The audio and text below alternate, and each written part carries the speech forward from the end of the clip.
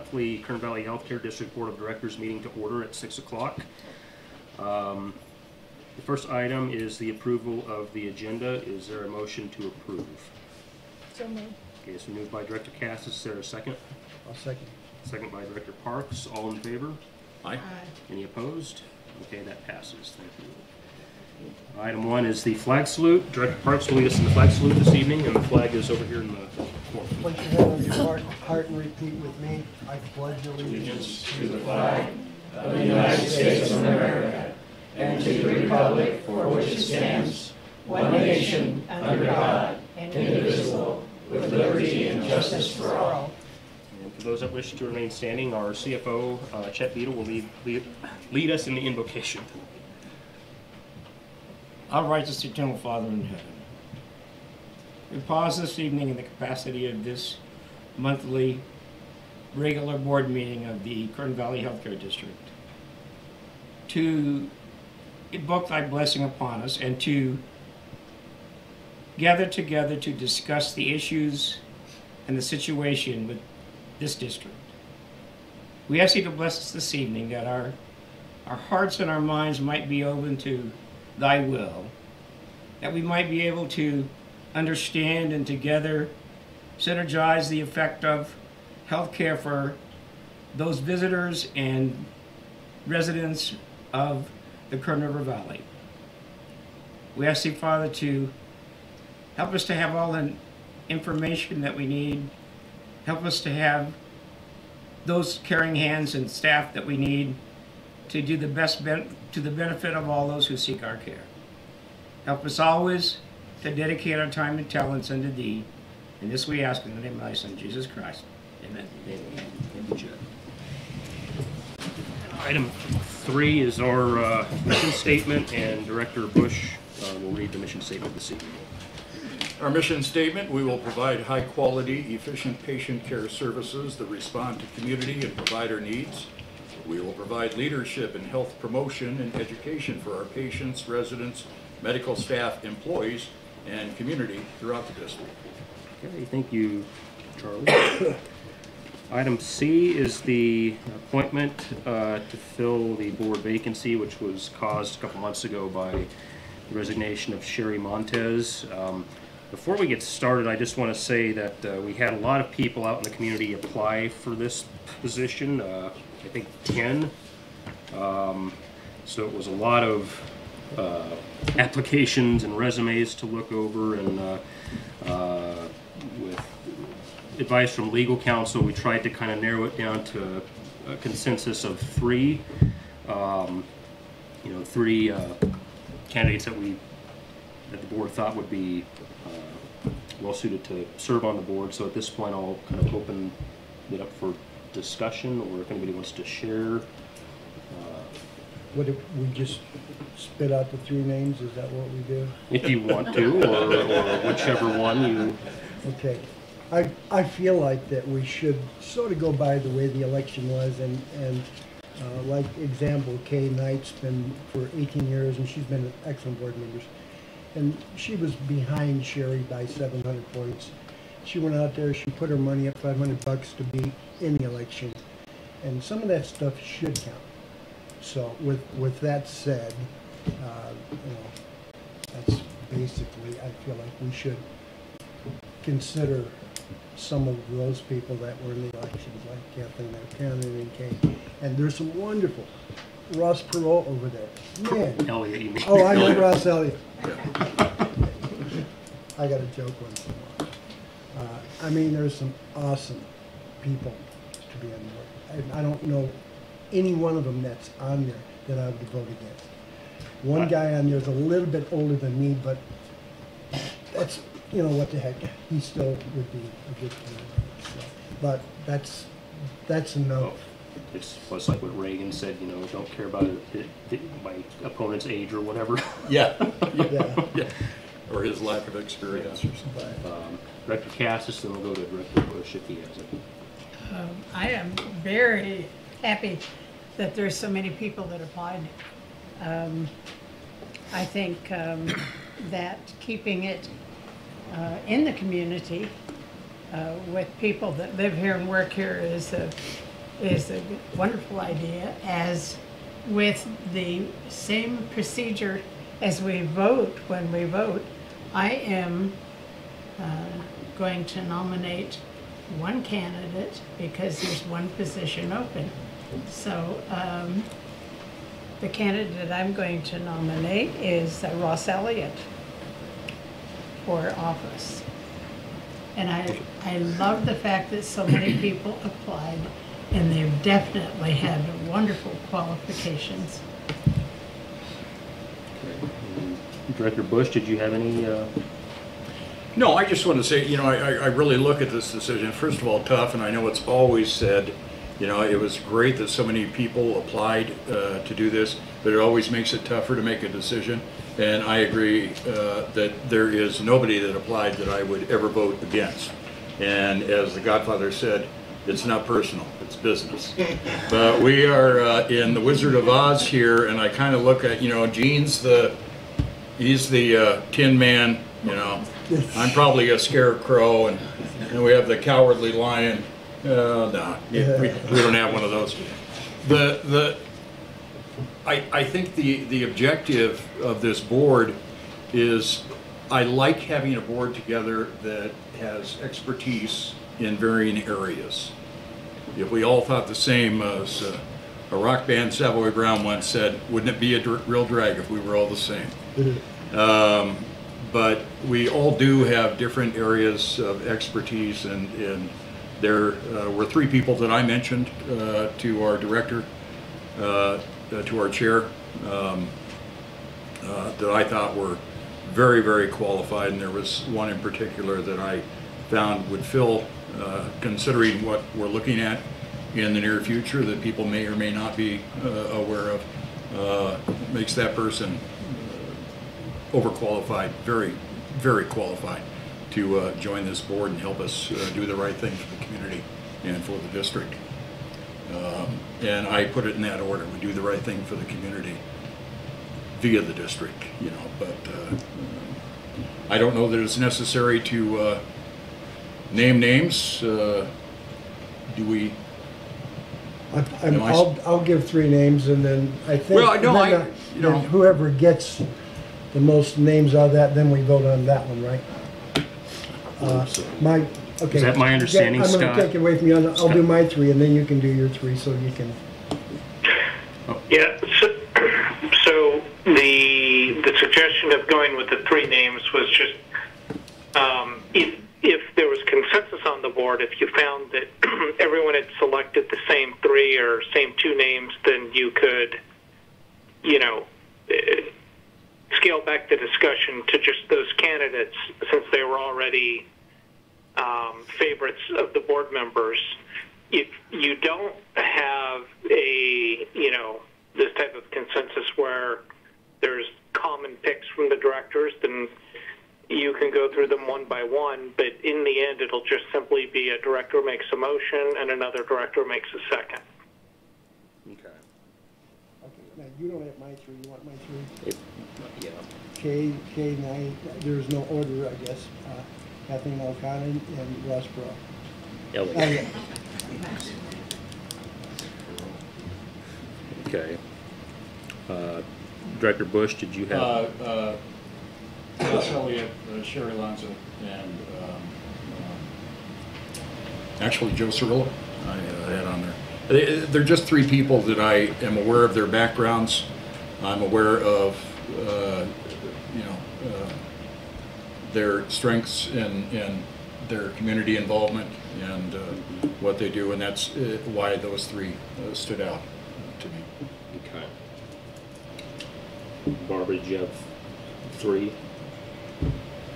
I don't have three. I'm sorry. You just have one? Just the one. Okay. And my One position, one vote. and my three were Ross Elliott, Kay, and Fred Clark. So it sounds like the general consensus is Ross Elliott. That's what it sounds like. Okay. Do any of the sitting board members want to ask any of the candidates that are, even though Catherine is here, does anybody want to ask any of the applicants questions? before we do a motion? I would like to say that first of all, you know, like I say, it's absolutely nothing personal, and you know, I wish I knew more about everybody. We did go through, I know I went through every letter of every resume and every application, and I ask people. I've always said I am more than willing in my life to plead ignorance. I just won't plead stupidity. If somebody asks me something and I don't know, I say I don't know, but I'll find out for you, or I'll steer you to somebody who knows more about that than I. So I have asked questions, and I just think it's because of the qualifications, my depth of knowledge, to their commitment, to their background and strength, that I came up with the three I did. That's all I can say. I'm the opposite from you. I know everything. And Well, you're the Tin Man. it's just I don't have a problem with the way it's going. I wanted to mention the names, and I think we should take a vote. As far as I'm concerned, right now it seems unanimous. Okay. Does somebody want to make a motion? Okay, I make a motion. We nominate Fred Ross. You're not going to get this Elliot. correct, are you? Elliot. Ross Elliot. I'm trying to make a joke out of your name. I forgot it. I thought we were going to paint trees there for a moment. Okay. There's a I will second. Okay, it's been moved to appoint Ross Elliott, and it's been seconded by Director Parks, and it's been seconded by Director Bush. Is there any further discussion? Any questions you want to ask appointee Elliott before we take a vote and swear him in, or? Has he still agreed to it? I'm here. He did show up. That's the first good sign. Okay, hearing none. All those in favor? Aye. Okay, any opposed? Okay, that has passed. That was And- really simple. Okay, at this time, Ross, if you'll come up and I'll do the swearing in of office. If you'll please raise your right hand and just repeat after me. I state your name. I, Ross Elliott, Do solemnly swear do solemnly swear or affirm or affirm that I will support and defend the Constitution of the United States that I will support and defend the Constitution of the United States and the Constitution of the State of California and the Constitution of the State of California against all enemies, foreign and domestic, against all enemies, foreign and domestic, that I will bear true faith and allegiance to the Constitution of the United States that I will bear true faith and allegiance to the Constitution of the United States and to the Constitution of the State of California, and the Constitution of the State of California. that I take this obligation freely I take this obligation freely without any mental reservation or purpose of evasion, without any mental reservations or purpose of evasion, and that I will well and faithfully discharge the duties upon which I'm about to enter. that I will, can you repeat that, please? Yes. Well and faithfully, Well and faithfully discharge the duties upon which I'm about to enter. I will do that. Okay. You're sworn in. You're welcome. Thank you. Sit up here. Thanks, Mark. Mr. Chairman, if I may, I want to remind the other extremely qualified candidates that applied. There are going to be a couple positions that will be, you know, coming up in the 2020 election year, so please, you know, hang in there. I could get thrown off. Stay the board, involved. too. Stay involved.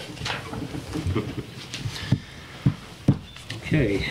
Can I? Yes. Is he going to assume Sherry's committees? Is that? Probably not. Well, I'll appoint him to whatever. Actually, Scott, do we have to do a new election with the new board member for officers and? No, you don't. Okay. So he'll just. You're fine as you are. Okay. I'll figure that. I'll discuss with Scott later. Okay. Where are we on the agenda? Item D. Item D is public comment. Is there any public comment this evening? Ms. Hess? We have something special going on tonight during public comment, and I want to apologize to Cheryl because I kind of told you a little white lie to get you here. So if I could have Cheryl and housekeeping come up, please.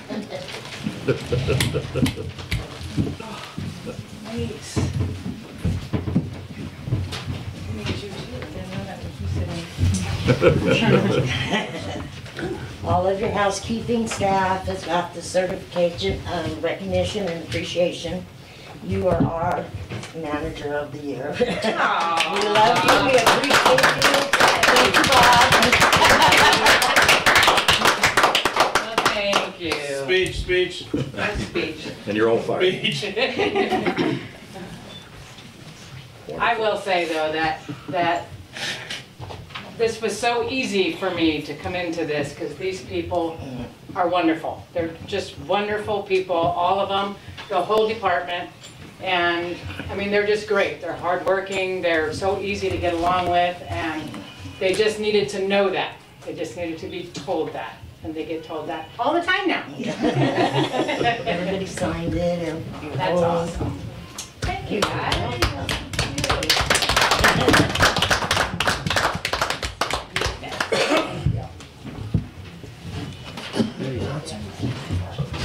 Thank you, Debbie, for doing that. That was cool. Housekeeping. Oh, that's, Is there any other public comment this evening before we move on? oh my gosh. Okay. Item E is the consent agenda.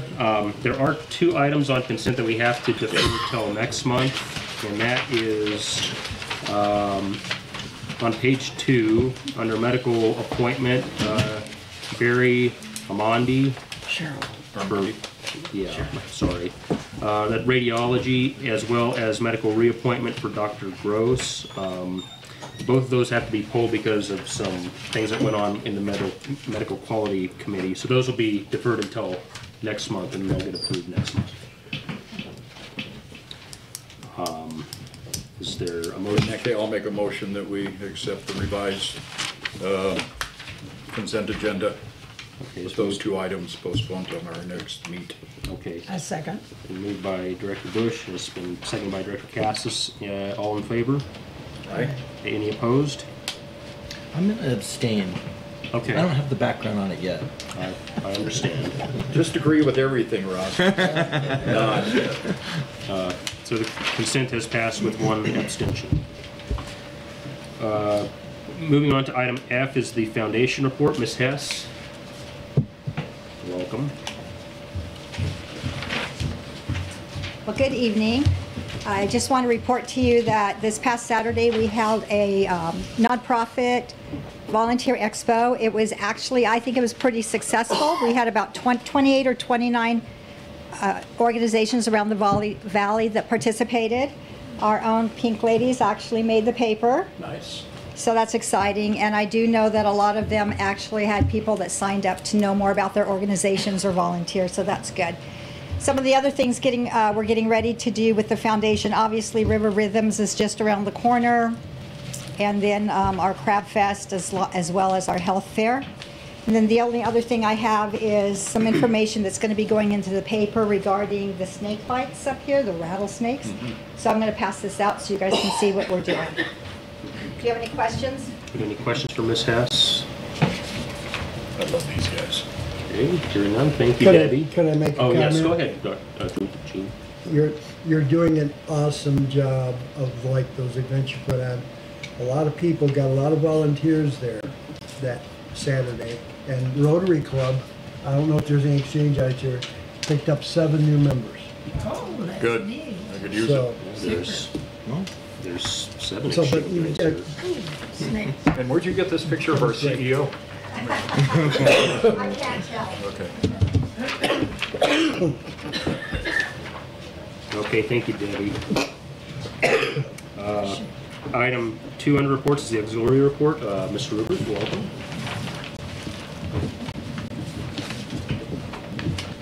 Good evening. I rushed back from Bakersfield just to give you the report, so Mark didn't have to. Thank you. Hey, there's been times where I've flown all the way back from Vancouver to get here. So. Okay. Well, first of all, we want to thank the hospital for the wonderful luncheon, and that they gave for us, and the gifts. Oh my God, they were awesome this year. They gave us T-shirts that say volunteer on them. Everybody fell in love with them. This coming Friday, the 3rd, we're going to have some residents come down and do some shopping, and we're going to give them their very own bag sale. So if anybody wants to come down and observe, come on down and observe. We've been very busy at the thrift store lately with the warmer weather coming. Donations are just piling in, and then there's a lot of yard sales coming up, so the next 4 weeks at least are going to be extremely busy. The Volunteer Expo, we had a great time there. We did hand out a couple of applications, haven't gotten them back yet. Since February, we've already voted in 6 new members. 2 men, one of them's coming up. So that's awesome. And then on the Wednesday, the 12th of June, is our installation of officers. And you're all invited to attend that. It's going to be a barbecue in the park for Flag Day. Okay? And that's all I have. All right. Are there any questions for Cindy? Can I say the same thing I did about Debbie? Yes, go ahead. You guys are doing an awesome job. Yes, you are. Thank you. Thank you, Cindy. Item 3 is the medical staff report. Dr. Finstad is not here tonight, but does he have a report? Yes, I will be giving that report. Mr. Forley? You'll be giving a lot of reports. Surprise, Heidi said to me just before the meeting. So I have a chief of staff report. Infection Control Committee met on April 12th. The committee reviewed a new report, the SNF Infection Control Risk Assessment Quarterly Report, and added it to the regular agenda. Regular quarterly and monthly reports were reviewed. Employee illness and injury, monthly hospital-acquired infection, blood culture, MRSA, AST monitoring, Foley catheter usage, and hand hygiene complaints.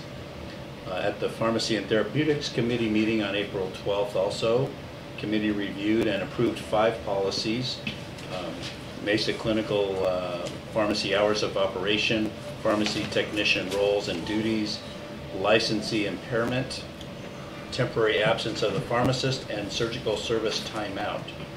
An update to a form was also reviewed and approved, outpatient history and physical examination. In addition to the formulary was reviewed and approved for droperidol. That's a medication we use in the ER pretty frequently. The committee reviewed various monthly and quarterly reports and studies, blood usage, blood culture reports, the CAPS committee meeting minutes, the MRSA AST monitoring, hand hygiene, and Foley catheter usage. The SNF CQI committee met on April 25th. The committee reviewed a new report, the SNF Infection Control Risk Assessment Quarterly Report, and added it to their regular agenda. Reports for antibiotic usage for UTIs and antibiotic usage for wound and respiratory indications were reviewed and discussed. Medical Executive Committee met April 30th, last night. 2 credential files were reviewed and approved for appointment. Dr. Shin from radiology and Dr. Bailey for plastic surgery. Six credential files were reviewed and approved for reappointment. Dr. Baika, Dr. Matuk, gastroenterology, Dr. Kent for general dentistry, Dr. Finstad and Dr. Gross for internal medicine, Travis Johnson, CRNA for anesthesia. There were 2 of those that were pulled. I don't know. Okay, fair enough. The committee reviewed those same 5 policies that were approved at P&T, the pharmacy hours of operation, pharmacy technician roles and duties, licensee impairment, temporary absence of the pharmacist, and surgical service timeout. In addition to the formulary, the droperidol was also approved at MedExec. A revised form was reviewed and will be sent back to P&T committee for discussion and further revision. A new report was reviewed and will be added to the regular agenda. The IOC quarterly QA report, and then committee reviewed regular reports, plan of corrections, admit times, delinquency rate report, things like that. And that is the chief of staff report. Okay. Are there any questions for Mark regarding Dr. Finstad's chief of staff report? Okay. Hearing none, the Chief Executive Officer report is next. Tim is not here. He's been kind of in and out of the hospital the last several weeks. But Mark, I think you have his report as well. I do. He gave me a fairly detailed report, and most of the items that he is going to discuss I had on my CNO report, so this will be a combined report for my report and his report. Okay. Is that fair enough? Is that okay with the board? Yes. Okay. That's fine. So there was a FEMA grant funding. We were notified about a month ago that the state was receiving $750 million in FEMA grant funding in response to the wildfires earlier this year. The funds were to be made available to the 3 counties hardest hit, but funding would also be considered for non-designated counties and for hospitals requiring seismic upgrading. KVHD submitted an initial application for approximately $19 million to be used to fund our seismic upgrades. Emphasis was given to issues identified by the hospital during its response to the Erskine fire. We were recently notified that our request has met the requirements for projects to be funded, and we have been invited to submit a detailed application for these funds. Due to Kern Valley not being included in the Kern County Hazard Mitigation Plan, it will be necessary for Kern County to submit the application on our behalf. On Monday, we met with Mick Gleason requesting his support for county assistance in this endeavor. We have already reached out to their staff and have begun the application development. The grant would, if successful, fund approximately 75% of the requested funding, with the remaining 25% coming from the district. This opportunity presents the best possible means for KVHD to meet seismic retrofit requirements and necessary building upgrades to provide more efficient private care. I will draw your attention to the fact that this is a grant. It is not a loan or anything else, it's a grant. So we are very hopeful that we can get this thing through. The next thing is behavioral health comments. On Monday, several KVHD staff and concerned behavioral health professionals in this community met with Mick Gleason, Bill Walker, and his staff to discuss ongoing concerns regarding behavioral health needs of the residents of the Kern River Valley.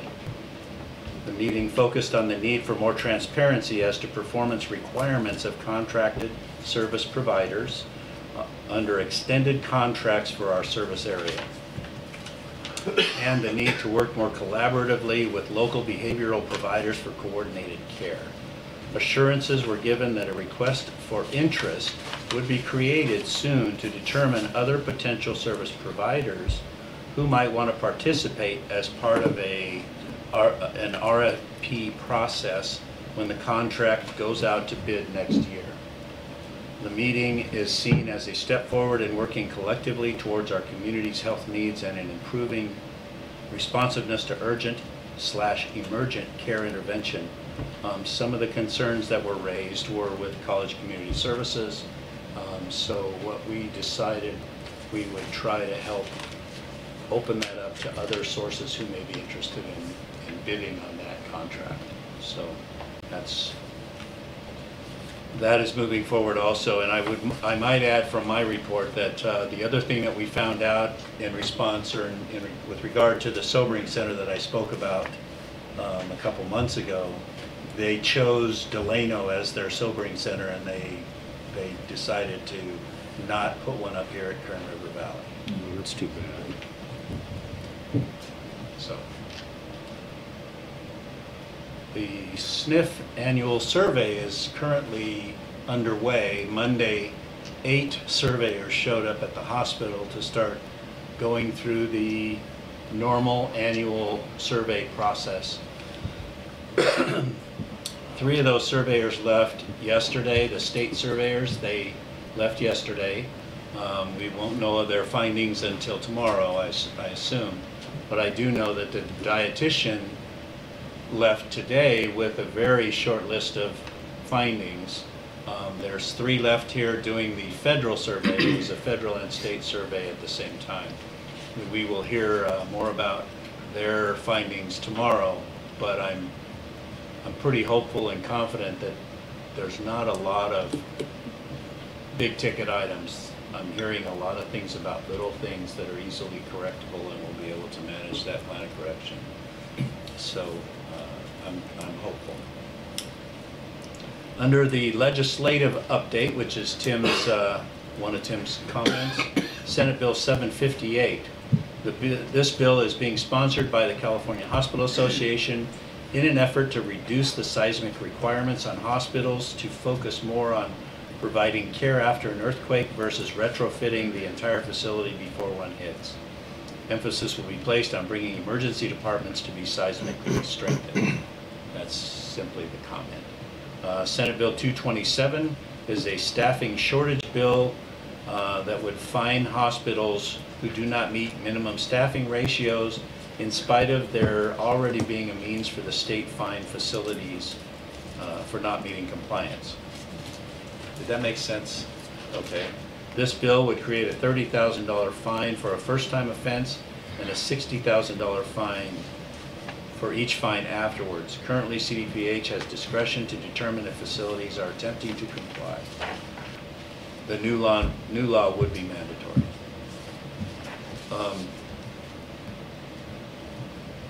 On May 29th, in response to this little guy right here, I have contacted the representative for our anti-venom provider, which is CroFab. They're coming out on May 29th to do a training seminar with all of the nurses and the doctors in the ER. They do this every year for us. Their list of places to go to give this information is pretty long right now. So May 29th was the soonest that they could get out here to do that, but we will be having a lunch and learn with our staff to get them trained on CroFab use. And that is my report. Are there any questions for Mark regarding his report or Tim's CEO report? Yes, Director Bush. The SNF survey, skilled nursing facility survey. How's our? I know that I am vaguely aware of past surveys, and I've always heard that good things have come out of past surveys. Are we? Have we been on a pretty steady trend over the last few years?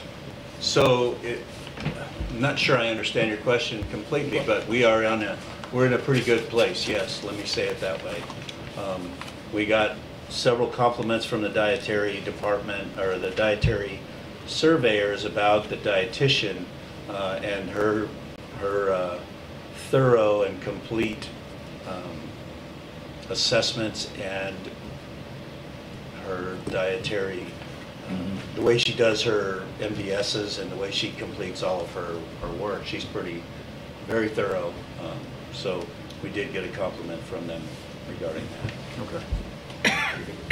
As far as trending is concerned, Charlie, I think to answer your question, we've been in a very good place these last few years. Yeah. That's what I thought, and I just, it's just, I just wanted to affirm that what I already thought. So, thanks. Director Elliott, you have a question? I do. I have a couple questions for you, Mark. Thank you. Absolutely. On the FEMA grant, what kind of time frame are we looking at to complete the application I process? believe it has to be in by August, Chet, or September? July. July. Okay. July It's a 5. pretty short fuse. And, yeah. Okay.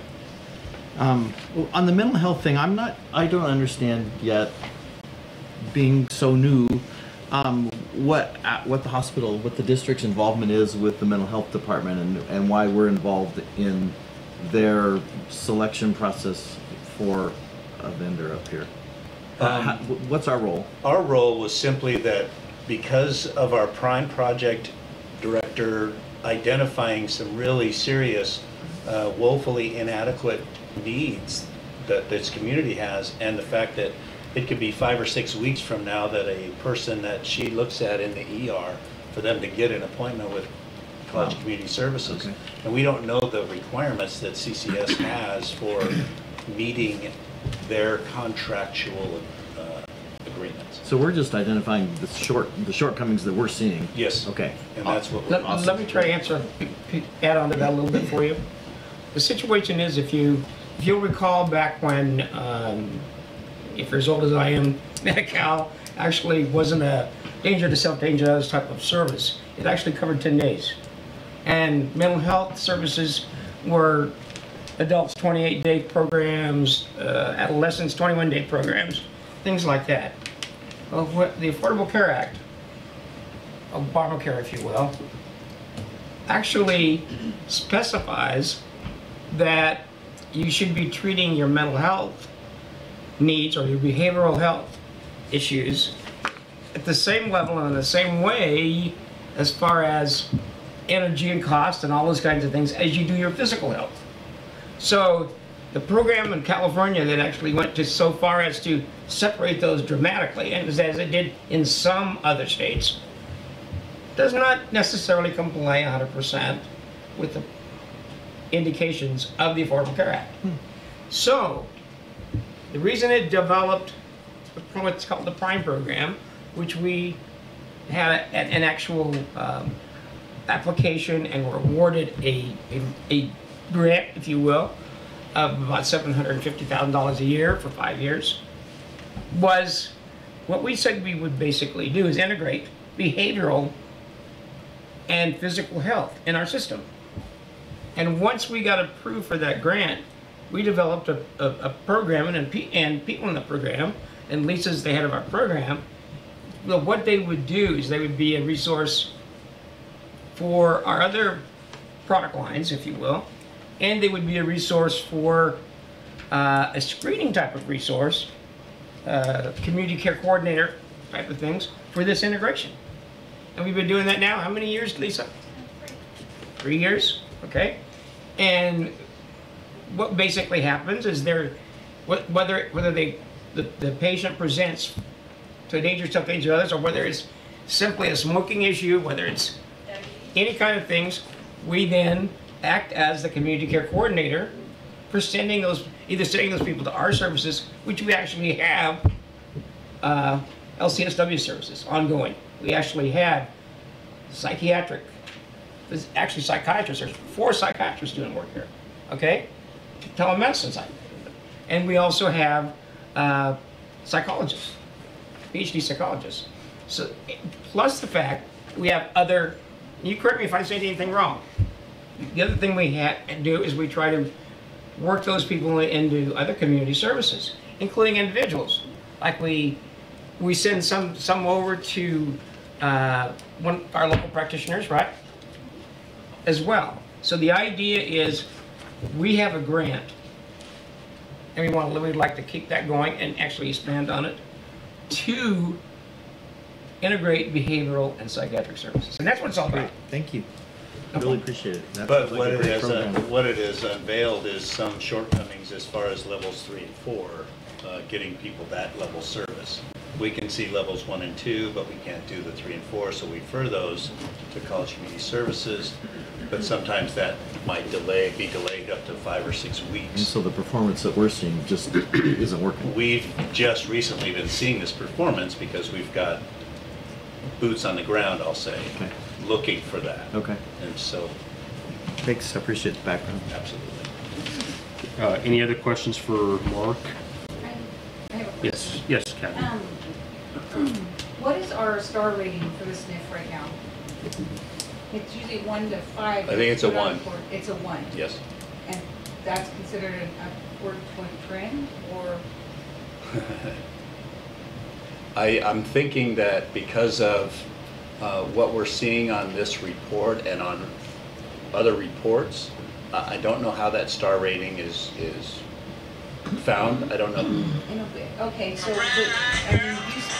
you spoke that you see that we're on an upward trend. Right. So if the star rating is a 1, that's the lowest you can get. I only use my own experience with what I see and the satisfaction from the residents.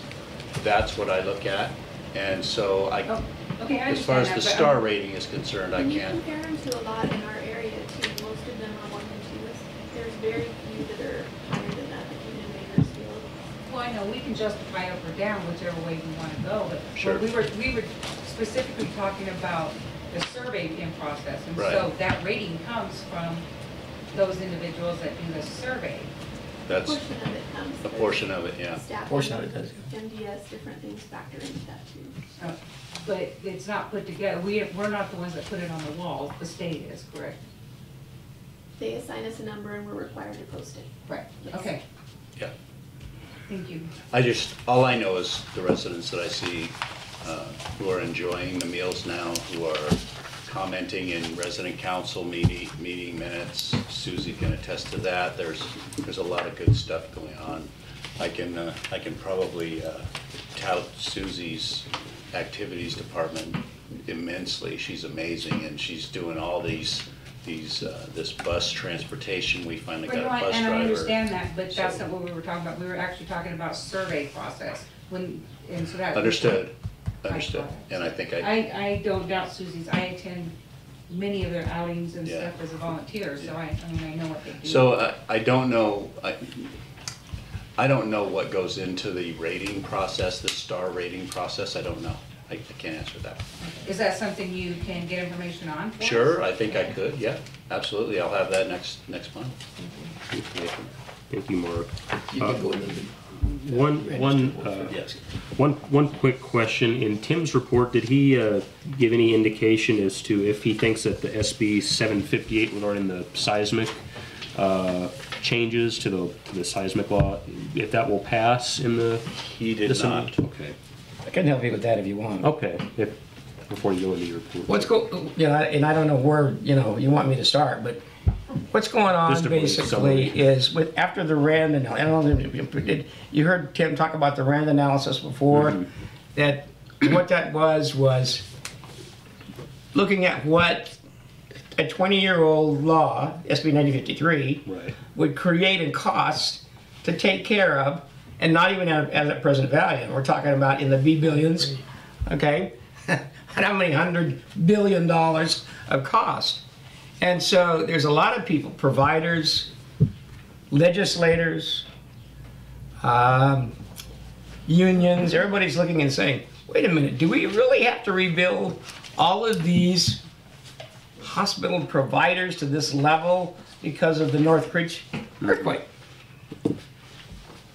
Now 20 years later. Not only that, the technology's changed, and should it be something that we have to say, okay, that your hospital has to be able to stand to take care of all of your services, anything that has a patient care base, inpatient, outpatient, etc. So a lot of these hospitals have gone, they're sitting out there now. I just heard of a small hospital up in Bishop that replaced their hospital, okay? And they spent $1,500 per square foot to replace their hospital. Well, what's happening with this new situation with seismic is that the California Hospital Association has been working, I should say, on some modifications to the bill, to the SB 1953 requirements as they have moved forward, okay? So rather than, as of 2030, saying anything that isn't SBC 5 and makes it, we're gonna, they're not gonna be able to operate anymore. Or even in advance of that, depending on whether they've got a waiver. And they also put in what they called 4D, which was a in-between type thing to meet some regulations, okay? So now what's happening is they're saying, okay, we're gonna try to submit a modification to the SB 1953 bill that actually changes, and only the emergency room is going to have to be modified to do patient care after an 8.0 earthquake. Okay? The rest of the hospital, they may be doing this outside in the field or whatever, so the rest of the hospital does not have to meet that standard. I'm not sure if the bill's been introduced yet, but I know it's certainly been discussed. I know that it's been discussed with legislators already ahead of time. It's been discussed with unions ahead of time. It's been discussed with some of the large insurance carriers and things like that ahead of time. And obviously it's going to change dramatically the cost of meeting the seismic requirements. So that's what's going on. Okay, and that's supposed to happen as far as introduction in May. And they're saying that the chance of that being passed are very, very good. Okay, good. Does that help? Yeah. Was that a quick item? Okay, we'll go to Charlie, then Bob, and Derek. Okay. No, I say it seems that the thought process is going through. I mean, since this was deemed back in 1992, and because things have changed, technology has changed everything, they seem to be concentrating a little more. I hear a lot more talk from legislators and lawmakers about, can we take care of our community in the event of an emergency? It's, you know, I mean, if the hospital falls down or doesn't fall down, if your house falls on you, and you're not in Oz, if your house falls on you, can we take care of you? So it seems there's been a lot more talk about, in the event of an emergency, how equipped is the district to take care of the people within the district so that we can stay afloat. And that's what this guy does to make sure that we have redundant systems that will be able to do that. And I'm hopeful that that mindset continues within the people that be in Sacramento, so they can make alterations to this. I think it's a little unfair, and Chet's absolutely right. I mean, they're estimating well over $100 billion to do what is mandated at this point. So it's getting to the point of being, can that even be possible? Anyway, that's all I want to say. Yep, Bob, you had a comment? Yeah, I've been involved with this since the beginning of 1950, SB 1953. We hope that the bill does pass that limits it to ER. That does currently, at the moment, give us a fallback, because the money requested for the FEMA grant, which is $14.5 million from FEMA and $4.8 million from the hospital for 25%, will actually give us enough money to upgrade build a new ER and upgrade acute care as well. And you know, there's a lot of parameters. The work has to be done in 36 months, though they do grant extensions. So at this point, if we do end up landing the grant, we will be able to do more than just the ER.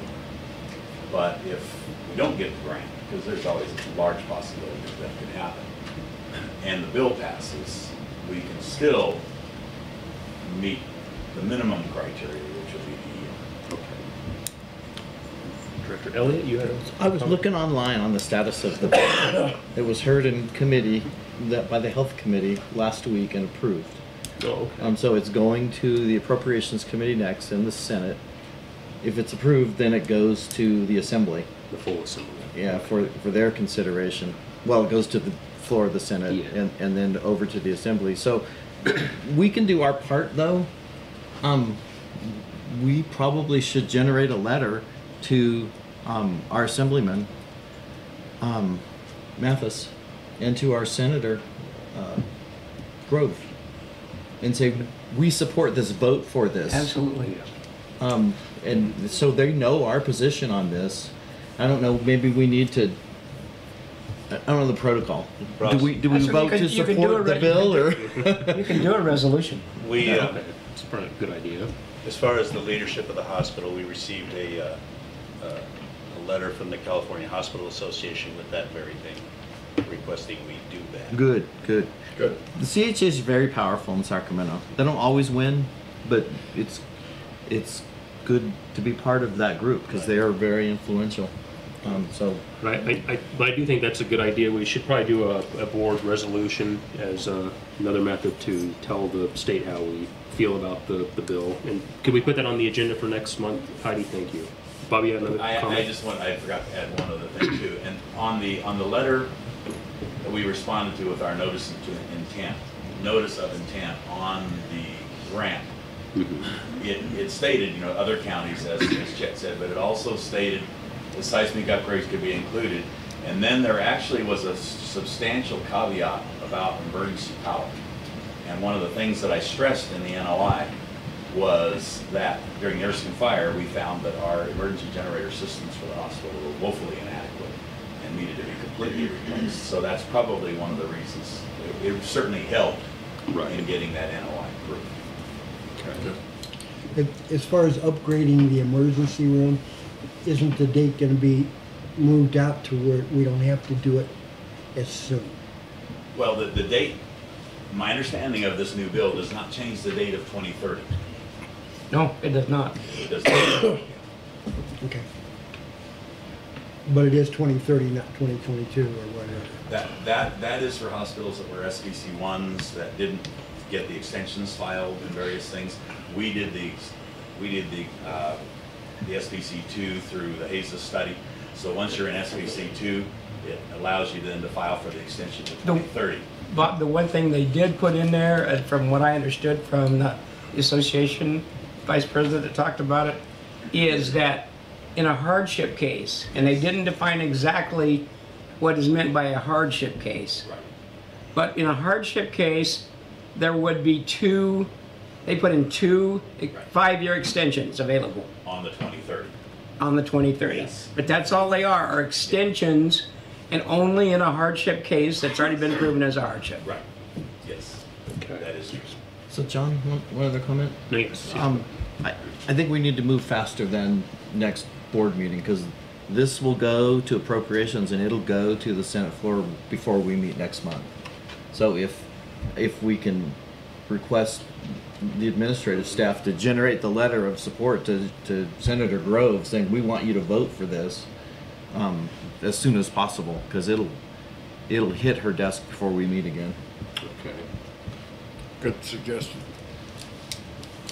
It's already typed up, boss, all yet. Excellent. Okay. Okay. So that's not a board action. You guys automatically would do that. Okay. Super.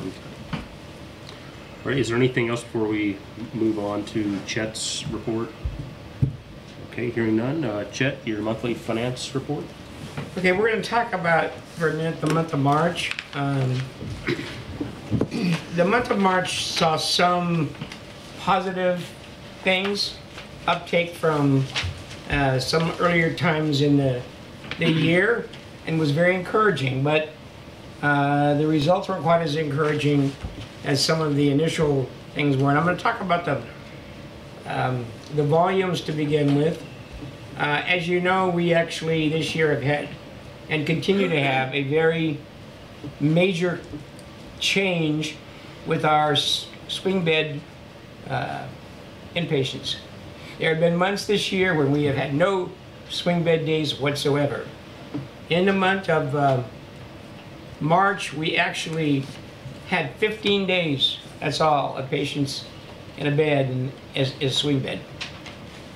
It's just really of concern that the kind of patients that would get therapeutic services that would need a swing bed, especially based upon the fact of small hospitals doing that and doing it, having a better reimbursement methodology for swing beds where they can't do that down the hill in Bakersfield. We need to work on that, and I'm going to say that out loud until we had a comment about one of the other departments. But swing beds is even more important. We just got the renewal of our interim work. What happens is, with Medicare, you actually file a Medicare cost report at the end of each year.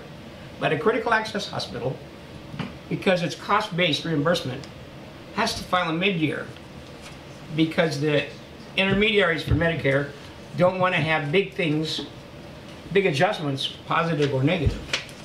Okay? So they make you file something. So we filed the way we should for our mid-year for 2019, fiscal 2019, and I just, it was my end of last week or this week or Monday this week, I think it was Monday, got the report back from, they had accepted our filing, and they took they gave us the interim rates, and they took our interim rates up because the first part of this year, as you know, we were not doing well, haven't done well with our inpatient volumes. Okay, so what happens when you don't get your costs down nearly as far as your volumes dropping? Your cost per day is going to go up. So our cost per day paid for Medicare has gone from about $2,100 a day, or right over 2,000, between 2,000 and 2,100, to $2,500 a day, retroactive to April 1st. Okay. Swing beds is over $2,000 a day for just therapeutic services that you would a lot of times down the hill doing a sniff. If you're having IVs or you're having pulmonary rehab, or things you would do in let's say, I'll use the name Health South. Okay, those things are basically available here, and those are the things that are going down, which are bread and butter for a small hospital. Most of the small hospitals don't do much in the way of acute care because of the intensity of service that you can get with specialists in a larger hospital. But a swing bed, my goodness, that's what we want. Okay, anyway, the situation there is, now let me just tell you that, and it, as a comparative, I just said they took our reimbursement at $2,500 a day. Guess what our cost is right now because our volume's down? Almost $4,000 a day in our acute care. That's more than Bakersfield Memorial charges for an acute care day just for room and board.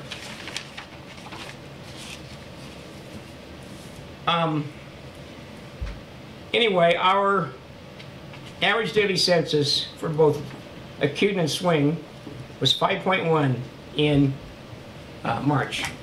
Year to date for 9 months, it's basically 4.5. So it was up a little bit. That was encouraging. Our SNF was at 54.6 days of the 74 beds that are available. And we've been sitting there, and I will tell you that this one, we've now come full circle for an entire year. A year ago, same month, was 53.6. We've got to do something with our marketing for the SNF. I'm sorry I'm tapping on the table. But I'm going to say that because it's something that we need to pay attention to. The emergency room actually had a pretty good month. We did 658 visits. Anything over 600, what I watch for every day is at least 20 patient average. That's what I want to see. And I don't, usually on the weekends it'll go up a little bit. Sometimes on the weekdays it'll go down a little bit, but a 20-day average. And we're getting pretty close most of the time. But we don't seem to be getting back to our old, probably the first 7, 8, 10 years I was here, we never had a problem being over 20. And then the last few years we've had a problem, 17, 18, there was a drag. So something's got to get us back to the 20.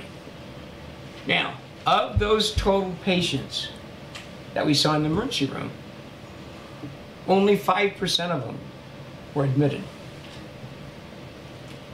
Now you would think, okay, only 5% of the patients admitted. We only need to have 5% admitted. Well, not really, because we're transferring about 12% at this point. Have them go to Bakersfield. You put it in perspective. Our outpatient actually has been growing. We had some positive things there. We've got, and I've mentioned this before, in imaging, Clinical Sierra Vista got rid of their imaging, which was not digital, and we now get all the imaging in the valley. So that's really been in a growth mode. We're pushing hard on the outpatient clinics type services, which is also up dramatically. I mean, we 1,164 visits last year, 1,381 this year. Primary care visits, okay? That's for the month of March only. That's why we're pushing that business, because that business sends the work to the ancillaries as well, okay? So what happens to the ancillaries? We're playing with an idea of making sure they give us the echoes now, aren't we, Greg? So we're talking about some new business, but the idea, and that's where small hospitals can do extremely well, is to not have people go out of town for their ancillary services. Have everything they need in ancillary services available here. Technology is great. Digital is able to be sent over the phone line, if you will, over the line, so that it can be read by a cardiologist or whatever you need. And by the same token, you want more of those people in the valley, just like you do. It's no different. We're trying to serve you people of the valley. Okay, it's a situation where also we talked about psychiatry. Now there's a little bit of surgery in here and a couple other things, but 290 what we call specialty visits in the clinic. And that's not part of the 1381 I just told you about, okay? And we're trying to build on that as well so that you have basically those kinds of services available because they're necessary. So we do between 250 and 300 visits to a psychiatrist or LCSW or psychologist or, okay, a few other types of specialists, telemedicine and otherwise. Another area of that we're trying to push hard is our surgery, okay? We only had I'm not talking about endoscopies now. I'm talking about surgeries done in the surgical suite where I don't care if it's a lump and bump or a more extensive surgery. We had 2 in a whole month. That's 7 last year. We should be having at least a couple a week.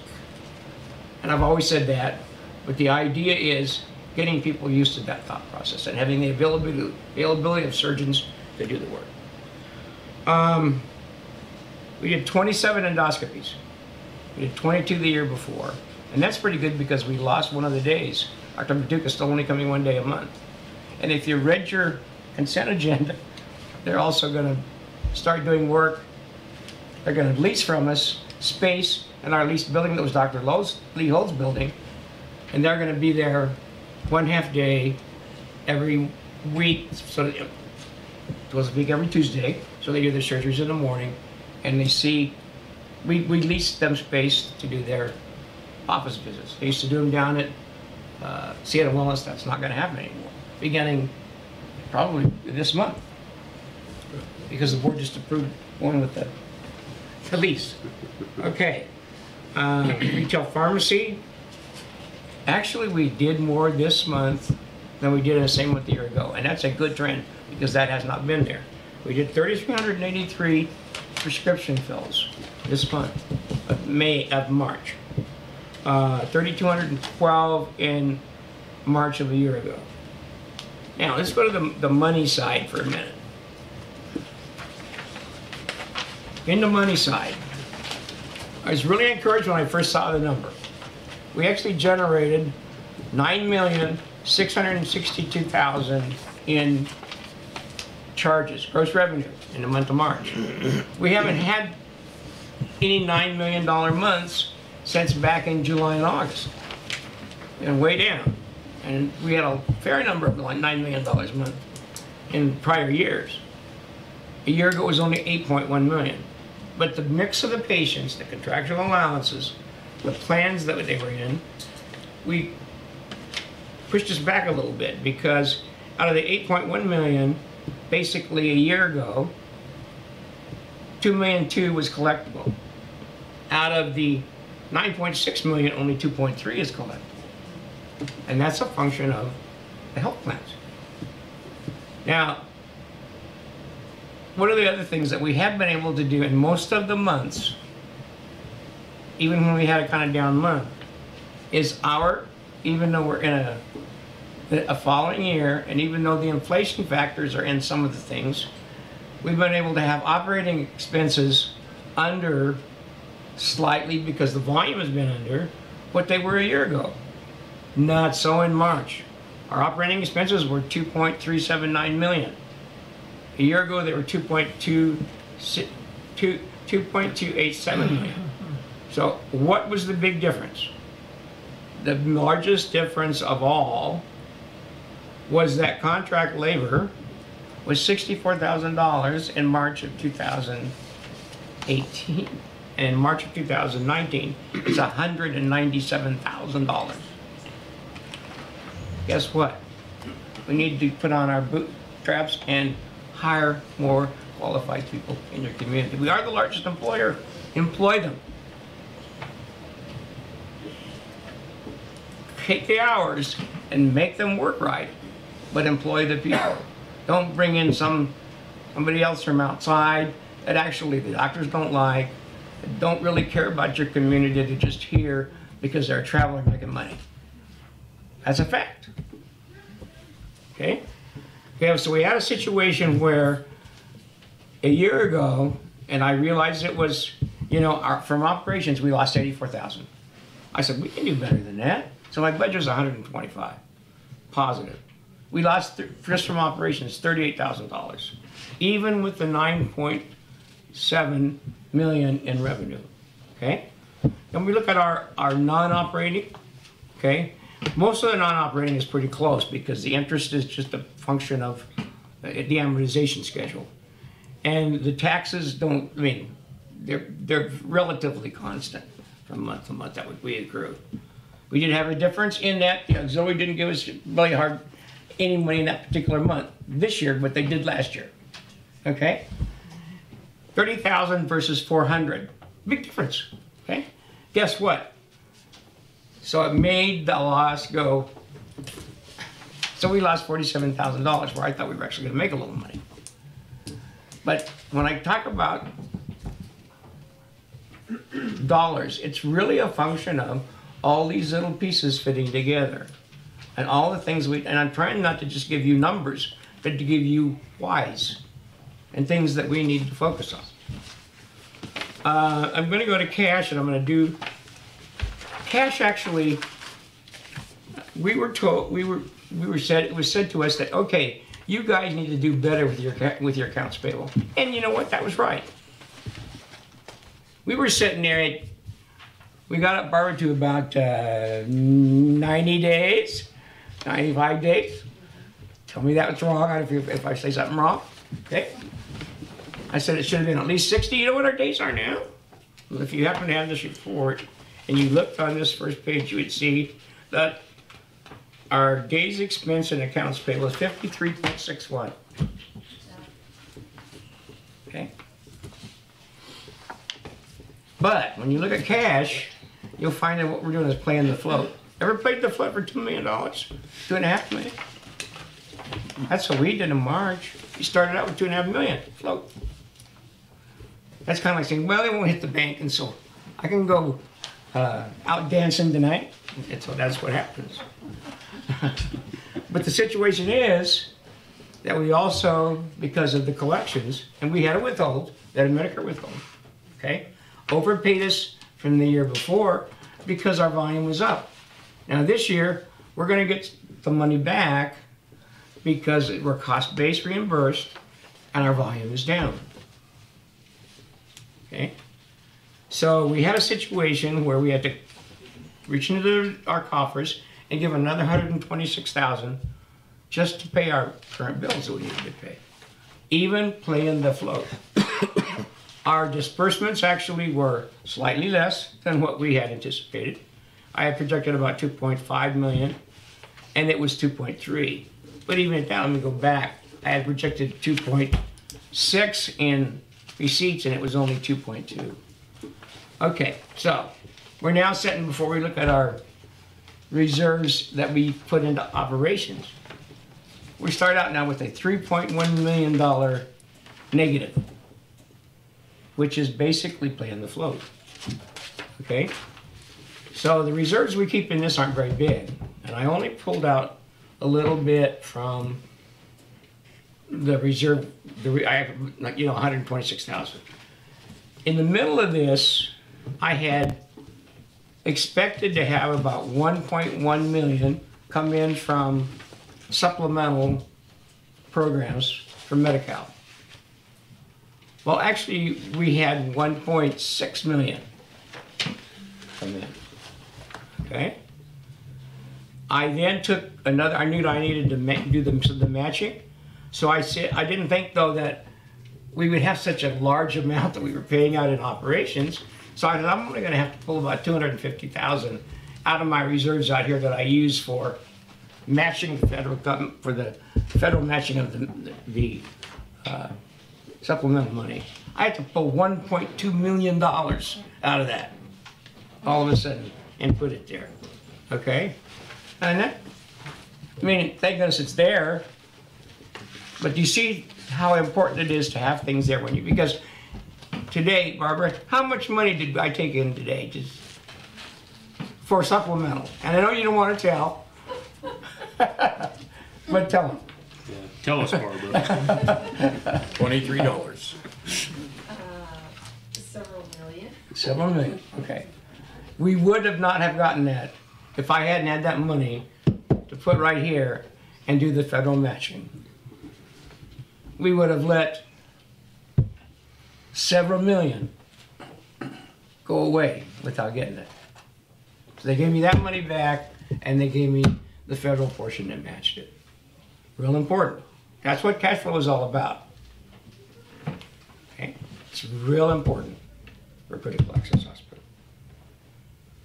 We still have $3 million in float. And we probably will again as long as we keep our days at 53. Now, I'm not telling you that I'm going to raise those days, but I'm not going to tell you they're going to be 20 or 10 or 5, because I need that money for this money to come in and for us to sustain ourselves. I hope that explains, and that's my report for tonight. Are there any questions for Chet? Okay, go to Cat. Ross, you want to, and then we'll go to Catherine. Go ahead. Okay. So I'm assuming we stay at the 30-foot level, you know, and try not get into the weeds. So, but I gotta ask this question. So with the patient census down, yes, why did we hire travelers? Do you make that hiring decision before, and then you have to live with it for a couple months, or why do we have more? The answer is yes and no, and let me explain that. Okay. Okay. There are a number of different reasons why and how you staff. We actually do a daily staffing matrix based upon volume. You know what? Let me talk offline with you. Sure. So, because I don't want to yeah, you know, take all the details here. You know, that's a conversation we can have one-on-one. It's just an observation I had, and then there's this great little diagram. Well, it's at the usually back. you'll get it in color. Okay. Time, but yeah, that's the executive financial summary. But yeah, it's great. I was like, all right.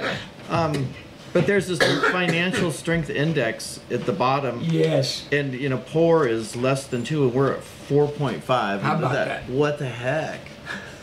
Is that normal? Of course not. We have a negative equity. We have since the 1990s. Well, part of that. Correct me if I'm wrong. Part of that is factored in with the Cal Mortgage insured loan. Is that part of it? Yes and no. Debt to equity ratio, or no? Well, yes, it is, but you know, it was us that created the debt to equity ratio. Okay. The project, the 1991 project that built the SNF. You know what the actual application was for how much money? It was like 12.5, wasn't it? There you go. Originally, yeah. What did it cost? Or 22, 23?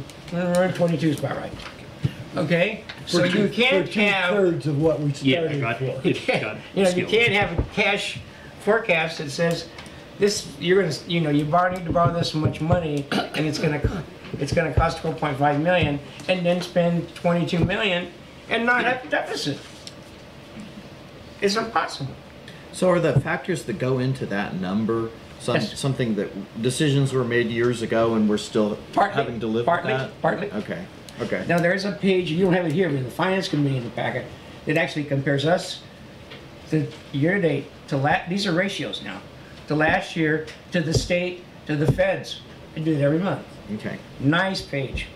When you get a chance to look at that. That's what some of these show, are those comparisons. Yeah. Anyway, I got a lot to learn. Thank you. You're welcome. Okay. No problem. Catherine, you had a question? Yeah, I just, back to the skilled nursing, I had asked this question, I think, last month or the month before.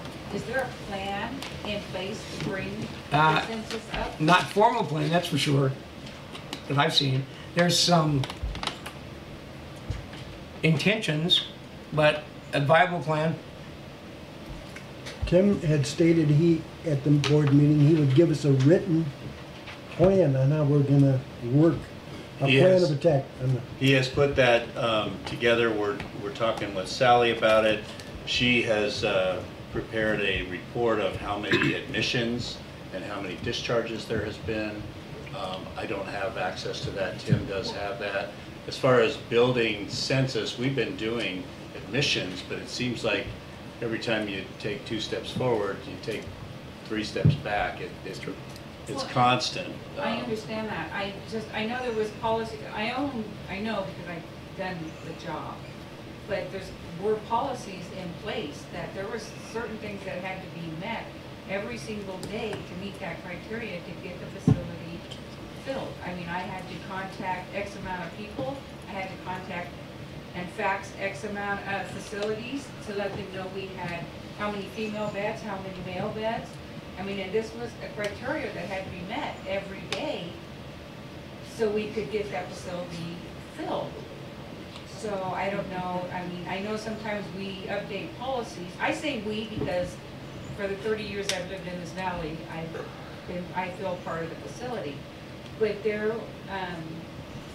and we update policies, but there's some things you don't update if they work.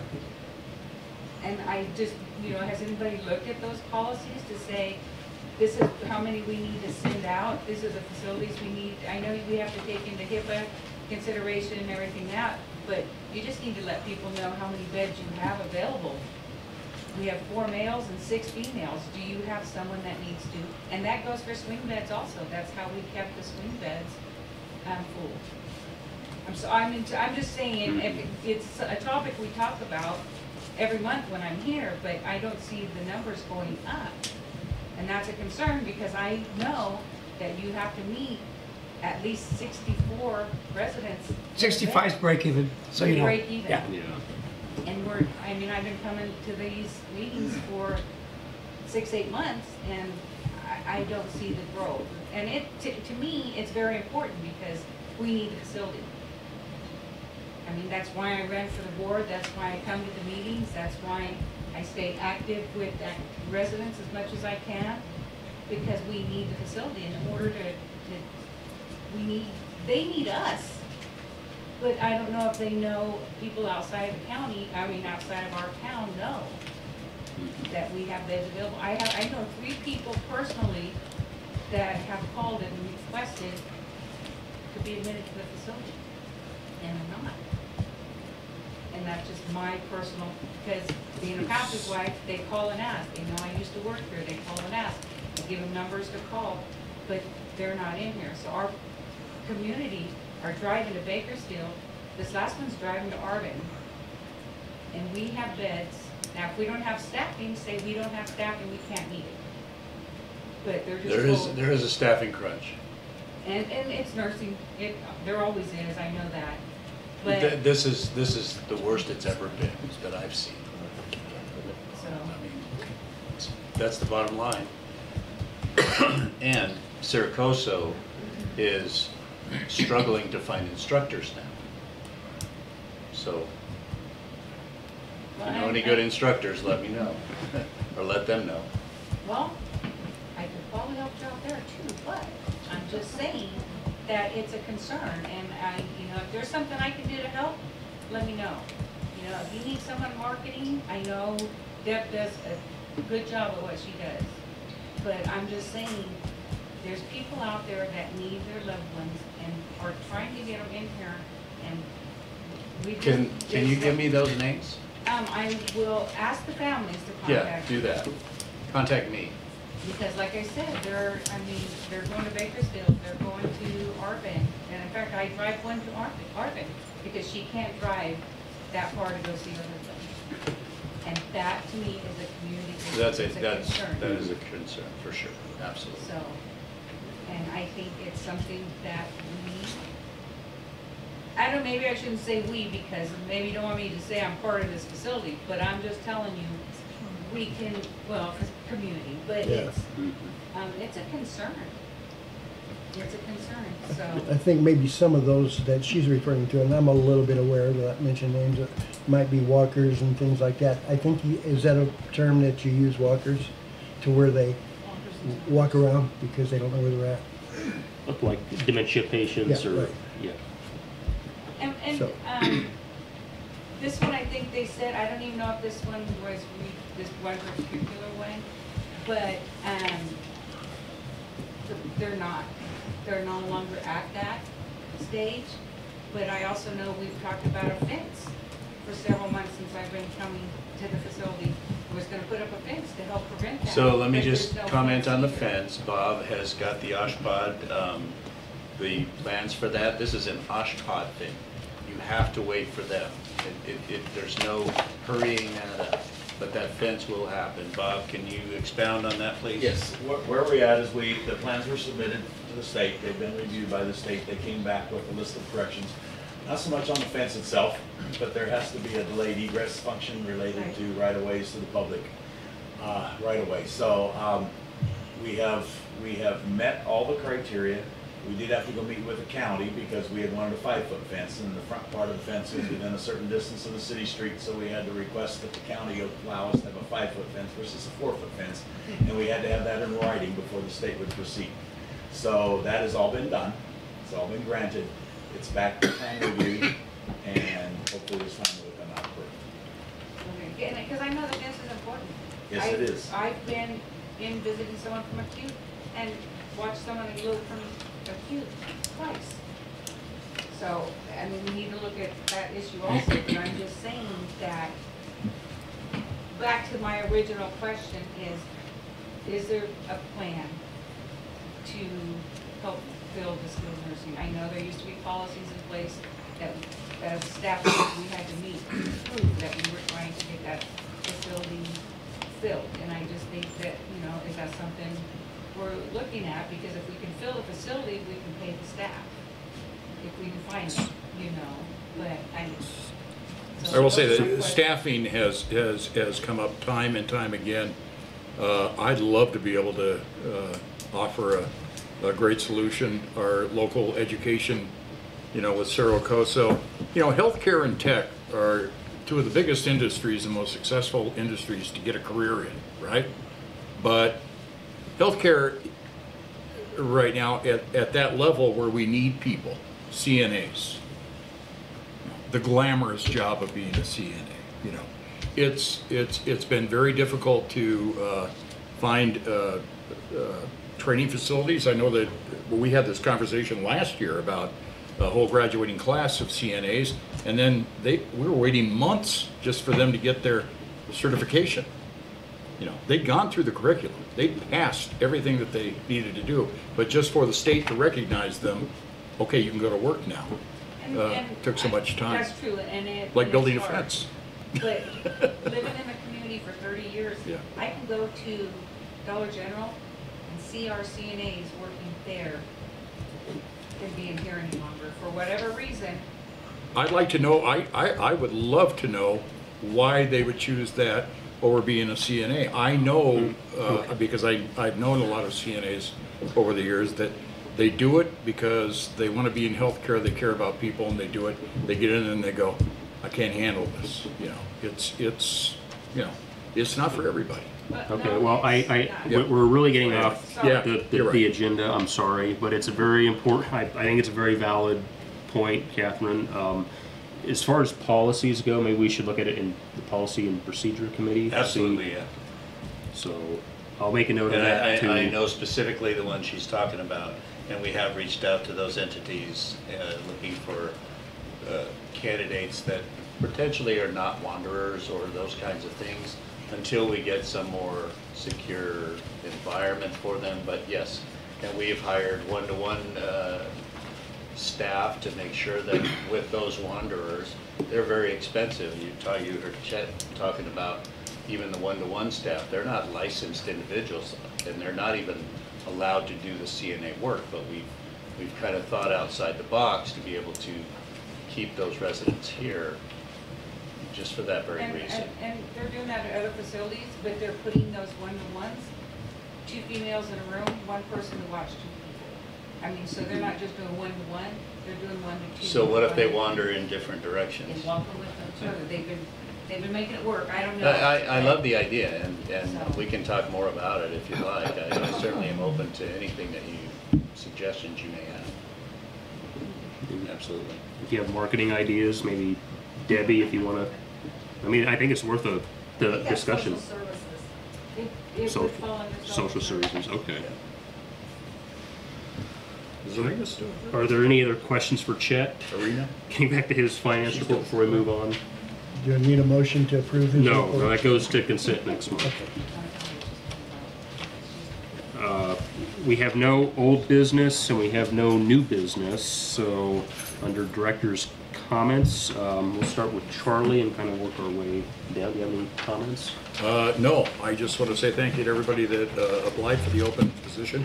Congratulations, Ross. It's a pleasure to have you on board. You bring a skill set that is going to be very welcome on this board. And you know, I know you well enough. We don't know each other well, but I know you well enough to know that you're a very tolerant person to work with and possess the skills that we need. But it was nice to have so many people interested in that position. That was usually it's like pulling teeth. Can you commit to this? You know, and I'm happy that people are involved. Thank you, Director Bush. Director Parks? Russ, thanks for coming on board. You definitely look like you're going to be an asset. Just, you know, I know you will be. As far as all the ones that applied, it seems like when I get involved, people say, well, heck, if he can do it, I can do it. so you get a crowd of people. We do say that. That's my comment. That's what I said. Cassis, any comment? I'd like to congratulate Ross on his appointment. I'd like to say that keep coming back because you never know. Any day there could be vacancies on the board of directors. So don't give up. Keep coming back and applying. And it's neat. I've been on the board a long time. It's neat to have people that know what is going on in healthcare today and that are trying so hard to understand. It's a very complicated thing. The political, it's used politically by Washington on both sides. There's nothing we can do about that. We are at their mercy. So we zig, we zag, we try. Our executives are overworked, underpaid, as far as I'm concerned. If everyone keeps trying to help what's going on, and this is your community, if you keep trying to help what is happening here, we're bound to be successful. Thank you. Director Elliott? Thank you, John. I am thrilled. I'm humbled. I'm honored to be selected for this. Thank you so very much. And I am also excited that there was so much interest in this position in the community. That means we've got engaged citizens. We've got a healthy community, a lot of interest. And with all that interest moving forward, I hope we can do good things with Hospital District as we move forward. So thank you, and I look forward to working with everybody. Okay. And my only comment again, thank you everybody that applied for the position. I know it was very time consuming, very hard to choose somebody going through all those applications and resumes, but it was, I agree with everybody on the board that it was very nice to see a lot of interest out in the community and interested in the hospital. So welcome aboard, Ross. I'm sure you will be an asset. I also do want to agree with Catherine. I think that's a very valid point, what's going on with the SNF. I think we need to work on that and try to turn that around. And the only other comment that I had, I heard, I don't know if anybody remembers him, but Ned Miller, who used to be the CEO here a long time ago, back in the 90s, passed away recently. He was here from 91 to 95, I believe. So those of you that have been here for a long time may remember him, but just thought I'd mention that in my comments. Other than that, we're adjourned at 7:30. Thank you all for coming. You probably deserve it. Yeah.